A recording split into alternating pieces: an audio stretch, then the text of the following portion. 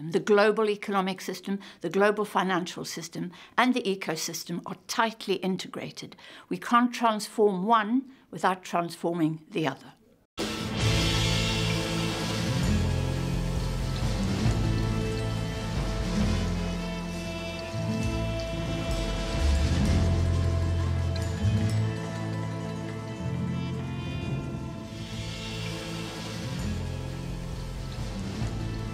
Ze schreef het standaardwerk over de Green New Deal, waarmee onze economie herzien en vergroend moet worden.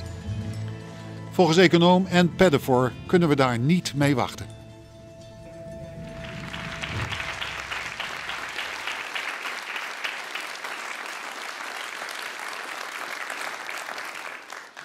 Thank you very much for all that warm love.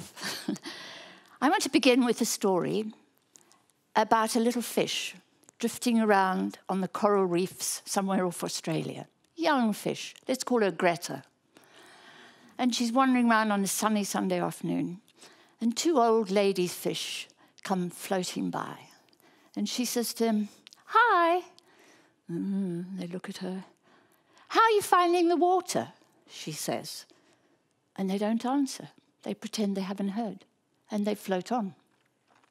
And as they float on, one turns to the other and says, "What's water?" And I tell you this story because it's about how we're surrounded by the ecosystem, we're surrounded by the global financial system, we're surrounded by globalization, but it's kind of invisible to us because we're so much a part of it. We can't see it, and we think it's beyond us. And I want to argue today that if we want to transform the ecosystem, which is what COP26 is apparently about, then we have to transform the economic and the financial system. And we cannot do the one without the other. And that is the understanding that we have to have. We have to overcome our blindness to the water that we're in, that we live in, that sustains us. We have to overcome our blindness and understand this system within which we live in order to transform it. And it's not difficult to understand, but we've been encouraged not to get to understand the very world that we live in. And I want to argue that the Green New Deal is about how we integrate the global economic system with the ecosystem in order to restore both the global economy, but also the ecosystem to stability. Now let me explain how this works. Humanity has brilliantly over time developed monetary systems. They're one of our most extraordinary inventions. The monetary system is a social system. It's a social construct. It begins, mainly here in Amsterdam, with people promising to pay. That's all it is. It's a promise to pay. When you wave your credit card or your debit card at a little machine in the coffee shop, that says you can trust Ann Pettifor to pay for her cup of coffee. And behind the card is the bank, and behind the bank is the regulatory system. So the coffee shop owner can trust you're making that purchase. And although the card is a thing, it's a commodity, it's actually about a social construct. It's about the promise to pay. Now, the promise to pay, in turn, is built on another important value, which is trust. Without trust, that promise is meaningless. I could be a crook. I could be lying about what's in my bank account. I could not be regulated. So and under trust is something called regulation, or the law. For us to have trust, we must have regulation. If you want to trust a car driving down the street to stop at the stop street, then you have to have regulation that stops the car, right? But we've now allowed the global financial system, which is a great public good, to become deregulated, to become detached from trust, to become detached from laws, to operate beyond the boundaries of the state. And those who are active in the global financial system can't believe their luck, because now they can produce promises to pay ad infinitum. Without regulation, without trust, they can just carry on creating credit, is what it is. So we see, for example, that when central banks issue something called quantitative easing, they're issuing trillions of credit, promises to pay. And that's a huge power. And that power is used for consumption and for production. So if we want to think about the ecosystem, we have to think about the way in which credit generates consumption, shopping, and production, and emissions. And if we want to deal with emissions, we have to deal with credit.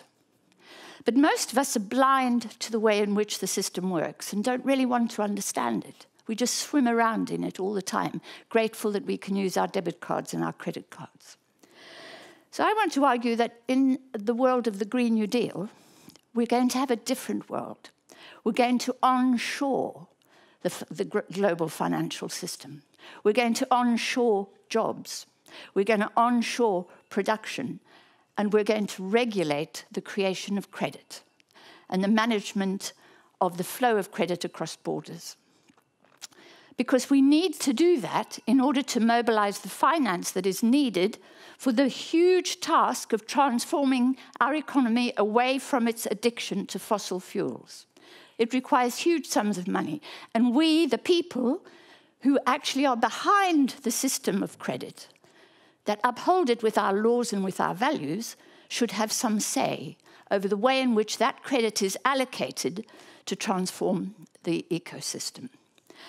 Now, that's very radical. Some would think it's utopian. But the reason why I have such confidence in the Green New Deal and why we called it the Green New Deal was because it's based on what Roosevelt did in 1933 on the night he became President of the United States. The very first act he did was to dismantle the system of global financialization, which was the standard at the time. It was called the gold standard. He demanded that night his advisors should demand from the banks that they hand over their gold and that the power to decide on the rate of interest in the United States, the exchange rate, and the flow of capital across borders should be taken away from Wall Street and restored to the democratic institution that was the Treasury.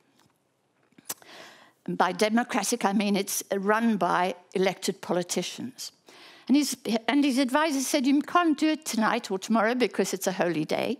You're going to have to close the banks on Monday and demand that they hand over the gold and shift the power from Wall Street to the elected government. And that's what he did.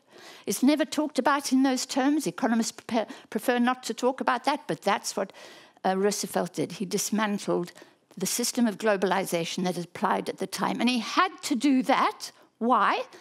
Because he was also faced with a profound ecological challenge, which was the Dust Bowl. Across great swathes of the United States, the land had been eroded and degraded by excessive agricultural exploitation. People were moving in thousands across the state as refugees to go, for example, from Oklahoma to California. The Grapes of Wrath tells the story, right?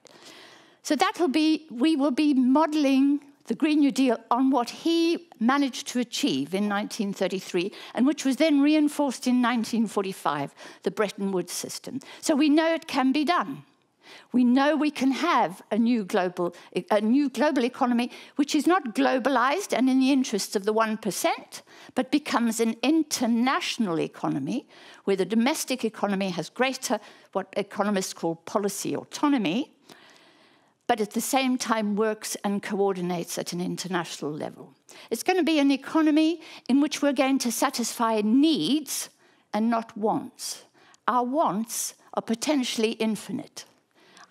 I can want, I can desire all kinds of things ad infinitum. My needs are more constrained. You know, they are for somewhere safe to live, for health, for education, for security. These are finite needs. So the Green New Deal satisfies humanity's needs, but not humanity's wants. That's the dream of the Green New Deal. And some people think it's utopian, but the choice we face is this, and that is that we can leave the far right, if you like, to demand protection from global financial forces in the form of protectionism, nationalism, or we can say no We want to subordinate the global financial system to the interests of the economy and the ecosystem. We want to subordinate finance and make it no longer master of the global economy, but certain servant of the global economy. And when we do that, we want greater democratic oversight and regulation of the financial system in the interests of both the domestic economy, but also the ecosystem, right? And we want that because that's the only way we're going to achieve stability. And we know we can do it because we've done it before. And we know that it is urgent. We can't go around like these fishers, these old ladies, who are living within the system but don't even know what it is and don't care what it is. We have to understand that we have to begin to understand how the global financial system impacts on the ecosystem if we are to transform it. When we drafted the Green New Deal in 2007-8, we thought that was the moment in which we were going to see transformation. But it wasn't to be. Why? Because we weren't prepared, because we hadn't thought about it. We didn't expect the global financial system to implode. And when I say we, I mean the governors of the Bank of England didn't understand and prepare. The senior economists, powerful people, had no idea this could happen. But it was also true about the left. It was also true about the Greens and the progressive forces in society. So as a result, the system was not transformed, it was consolidated, right? We know now that there is going to be another crisis. It could be a financial crisis, it could be an ecological crisis. It could be catastrophic, it could be global, as the pandemic was, right? Now we have to be prepared for the next crisis, and we have to have a plan for how we want to live in a more sustainable and balanced economy. And that plan is the Green New Deal. Thank you very much.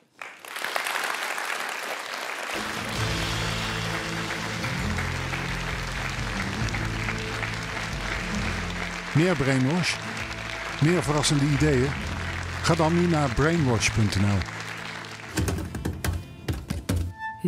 Human.